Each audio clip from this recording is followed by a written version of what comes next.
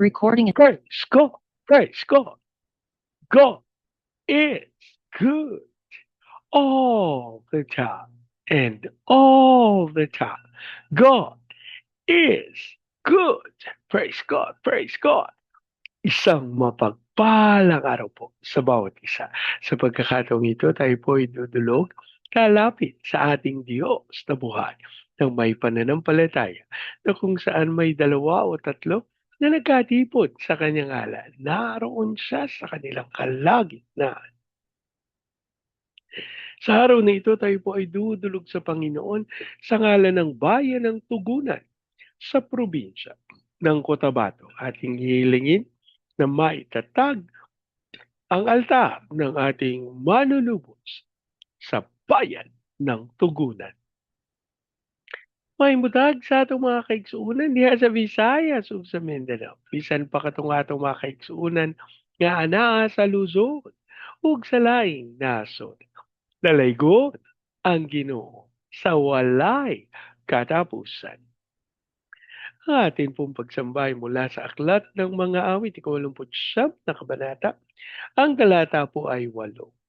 O Yahweh na makapangyarihang Diyos, O Yahweh, mayroon pa kayang katulad kang lubos? Sa kapangyarihan ay tunay na puspos, kadakilaan mo'y sadyang lubos-lubos.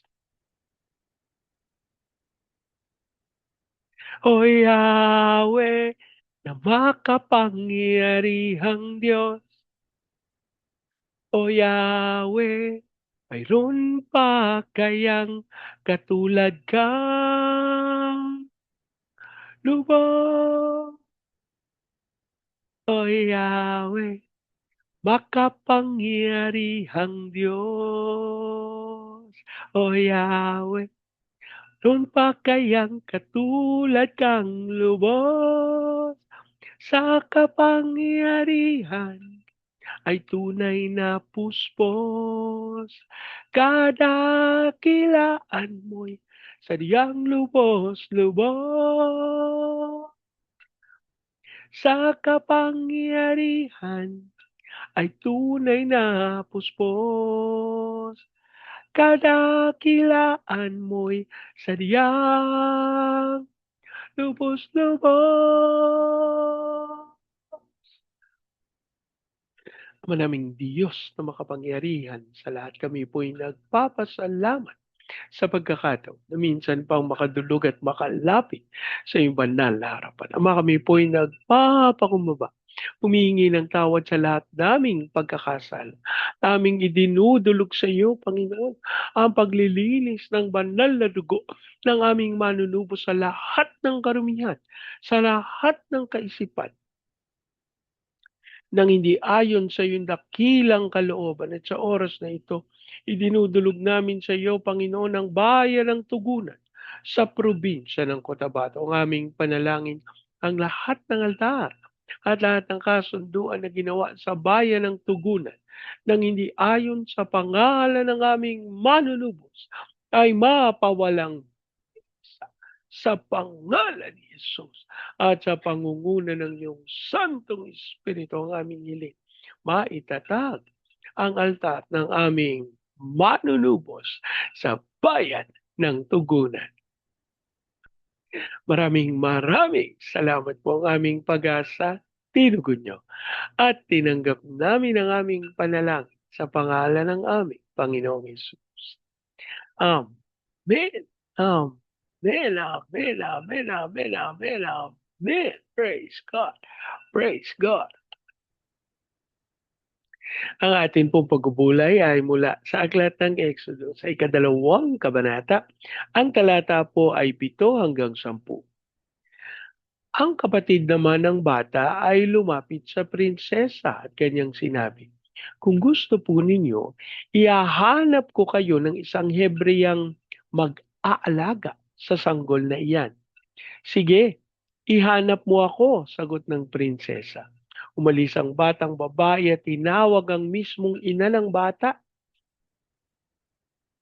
Nang dumating ito, sinabi ng prinsesa, alagaan mo ang sanggol na ito at uupahan kita.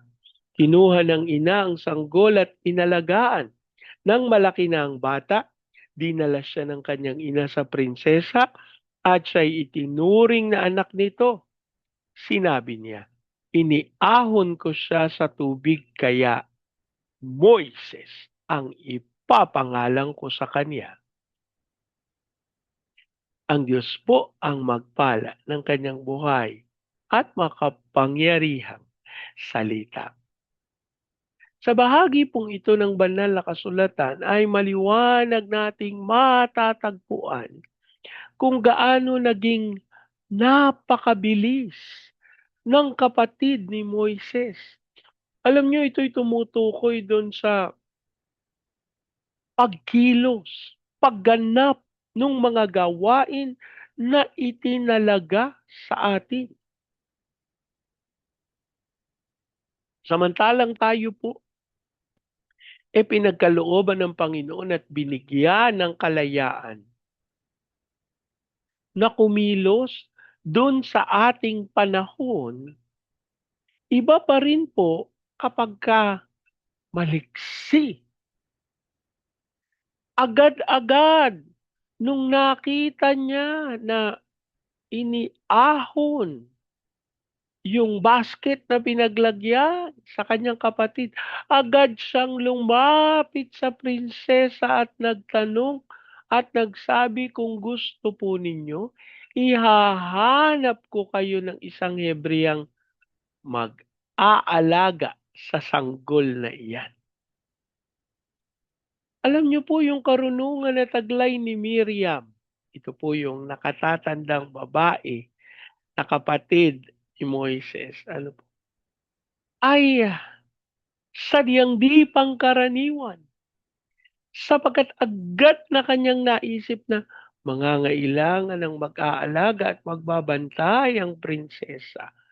Maaring ang aking ina ang gumawa ng trabahong ito.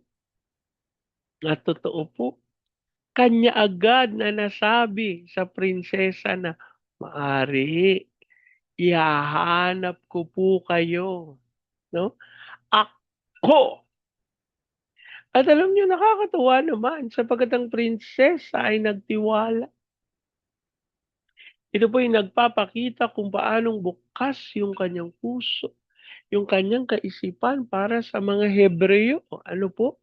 Hindi dahil sa Hebreo, Israelita ang mga ito. May galit na sa puso. Wala tayong matatagpo ang galit sa puso ng prinsesa. Kung hindi, pagtitiwala. At mga kapatid, napakahalaga na ito yung ating matatagpuan dun sa mga tao na nakapaligid sa atin. Alam niyo po, napakarami ang nagsasabi, umaamin, na minsan sa isang pagkakataon, ang mga tao na nakapaligid sa kanilang buhay, mga pasaway, mga tao na imbis na sila ay tulungan at ihatid sa katwiran, yung mga kapatid po tayong umaamin, sila inihatid, idinala, hindi sa katwiran ng ating Panginoon, kung hindi sa kalaban ng Diyos. At alam niyo po, napakaganda na maunawa natin ito sa kadahilan ng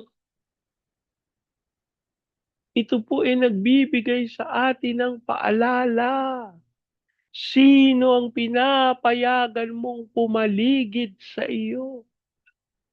Sino ang mga kaibigan na itinuturing mo? At tinataglay ba nila? Batid nila sa kanilang mga puso, sila ba handa na yung katotohanan lamang yung panghawakan? Alam niyo po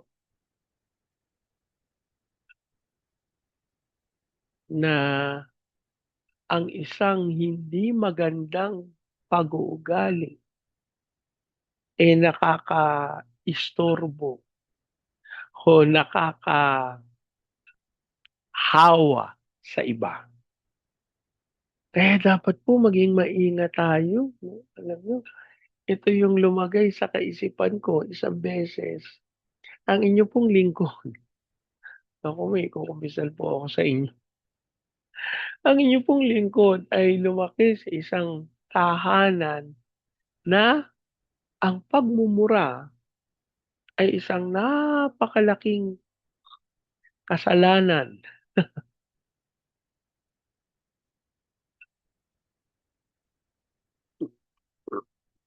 At alam niyo po, naku, yung nanay ko po,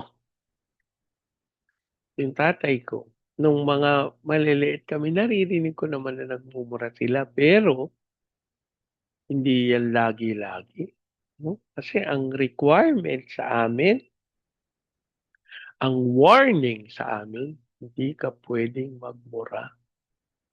Pinalaki po kami na ganyan ano. Kaya kapag kami po, ako, nakakasama ng mga bata na napakadali para sa kanila na magmura, agad ho akong lumalayo dahil ayoko na dumating yung pagkakataon ako, matuto galing sa kanila. Dahil ayaw nga ng magulang ko. Hanggang ang inyo pong lingkod, napasama sa hindi ko naman alam na marunong at matalas magmura na sa aking kaisipan dahil kasama ko siya 'no, at kumikilala sa Panginoon, kaya nagulat ako. Sabi ko, "Nagmumura 'no?" Nung una. Pero nung nasanay na ako, wala na, balewala na. Hanggang alam niyo, sa isip ko na ano ko po 'yan, na alala ko na sa isip ko nagmura ako na nagulat pa ako niyan. Sabi ko, "Nakapagmura ako sa isip?" Sabi ko. Tapos alam niyo, nasabi ko sa labi ko. Hanggang sabi ko nga sa Panginoon, "Tawarin mo ako dahil kung kailan ako, matagal nang naglilingkod sa'yo dahil sa nakasama ko na oh, naku, mga kapatid, umaamin na nga ako sa inyo, nag-umpisal na nga ako sa inyo. Ito na nga yung sinasabi ko, huwag niyong hayaan na kayo ay maihatid sa kasalanan ng mga tao na inaakala natin kasi sila yung nakapaligid sa'tin. Kaya hangga't maaari tayo'y patuloy na dumalangin sa Panginoon, "Lord, wag mo po akong hayaang mapasama sa mga taong labag sa iyong kalooban ng uri ng at ang aking panalangin." Ito po ang dapat natin sinasabi sa Lord. Imbes na ako ang kanilang maihatid, sila ang maihatid ko sa iyong katwiran at katotohanan. At ako po'y nananalig at tulad ng ginawa ng prinsesa kay Moises, tayo'y iaahon ng Diyos mula sa tubig at tayo'y kaniyang aangkinin. Manalangin tayo. Ama naming Diyos na makapangyarihan sa lahat. Kami po'y nagpapasalamat sa iyong salita na patuloy na nagkakaloob ng kaliwanagan upang aming malakaran ang landas ng katwiran at landas ng katotohanan. Patawarin mo po kami, Panginoon, kung kami ay namihasa na mamuhay kasama ng mga walang tunay na pagtitiwala sa iyo. Lord, patawarin mo kami sapagkat kami nabuhay sa kanilang paraan, naging dahilan kung bakit maging normal para sa amin ang mga bagay na dapat ay kasalanan. At sa pangalan ni Jesus, dasal po namin ang paglilinis ng banal na dugo sa lahat ng kaisipan, sa lahat ng kasunduan, sa lahat ng altar na hindi ayon sa pangalan ng aming Panginoon. Lord, ikaw po ang maglinis at pumawi ng lahat ng ito. At hayaan mong kami po ay lumakad sa iyong katwiran. Habang amin din pong idinudulog sa iyo ang bayan ng Tugunan sa probinsya ng Cotabato, ang aming panalangin, ang katawan ng aming Panginoong Hesukristo sa bayan ng Tugunan ay magkaroon ng unawaan, pagpapakumbaba, at hayaan niyo pong dumaloy ang pagkilos ng kapangyarihan ng Santong Spirit as we declare the fire of revival sa bayan ng Tugunan. Hayaan mong maranasan din po ito ng Baguio City, Cagayan de Oro, Legazpi, Lipa, Manila, Pampanga, Pateros. Ilusan mo po ng may kapangyarihan ng mga bayan ito. Mapangyari ang iyong dakilang kalooban. Ikaw din po magkaloob ng pag-unlad upang dumaloy ito sa buong Luzon, Visayas at Mindanao. Paintulot mo na maganap namin ng tawag mo sa amin to be the launching pad of the gospel, to be a missionary, sending to be the America race in the height of its glory. Dasal din po namin ang pagpapala mo sa aming mga misyonero sa iba't ibang panig na daigdig. Ikaw po ang magkaloob ng lahat nilang pangangailangan. Maging sa aming mga OFW na tinawag mo bilang overseas Filipino witnesses. Yan mong sila sumaksi sa iyong katotohanan at patuloy na ihatid ang iyong katwiran. Lord, namin din idinudulog sa iyo yung aming mga training agencies, katulad po ng May Lifeline, Asian Center for Missions, Elijah House Philippines, Church Renewal, Asia Pacific, International Institute Studies. Lord, ikaw po magkaloob ng lahat nilang pangangailangan upang matugunan sa pangalan ng aming Panginoon. As we also declare your blessings sa aming President Marcos, Vice President Duterte, sa Senado, Kongreso, Judiciary, Military, Police, local government. We declare the fear of the Lord na maghahari sa aming gobyerno at tunay na maipatatag ang iyong kapangyarihan at kaluwalhatian. As we also pray for Vietnam, Cambodia, Myanmar, Laos, Thailand, Malaysia, Singapore, Indonesia, Brunei. Ilusan mo ng may kapangyarihan upang patuloy na magbigay ng pinakamataas na at pagsamba sa iyo. As we also pray for Vietnam, Cambodia, Myanmar, Laos, Thailand, Malaysia, Singapore, Indonesia, Brunei. Kilusan mo ng may kapangyarihan maging hallelujah ang aming pinakamamahal na bayan. Panginoon, ikaw ang kumilala. Ikaw ang magkaloob ng lahat naming pangangailangan. Kami nananalig, Panginoon, hindi magkukulang ang mga nagtitiwala sa iyo. At ang amin pong pag-asa, Panginoon, tunay, ikaw ang magkakalob ng kapayapaan sa bansang Israel, sapagat ito ang pangako. Maraming salamat po ang aming pag-asa at tinugon niyo. Tinanggap namin ang aming panalangin sa pangalan ng aming Panginoong Jesus. Amen. Amen. Amen. Amen. Amen. Amen. Amen. Praise Praise God. Lagi po nating tatandaan sa anumang pagsubok, problema, kahirapan, sakit, karamdaman. Tayo dudulog lalapit, tatawag sa Panginoon dahil sa Diyos walang imposible. Sa pagkakataong ito, hayaan niyo pong salitain ko ang basbas ng Panginoon sa inyo at sa inyong sambayan. I declare the everlasting love of the Father. I declare the unending blessings of the Son. I declare the sweet, sweet, sweet fellowship of the Holy Spirit now and forever. I declare there's no house and not with party, with a no big and with a flourishing business. Jesus' name. Amen. Amen. Amen. Amen. Amen. Amen. Praise Praise God. Hanggang sa susunod po. Sama-sama nating ideklara, Pilipinas, God bless big time. And so we declare, to God be all the glory in Jesus' name. Amen. Amen. Amen. Amen. Amen. Amen. Amen. Praise God.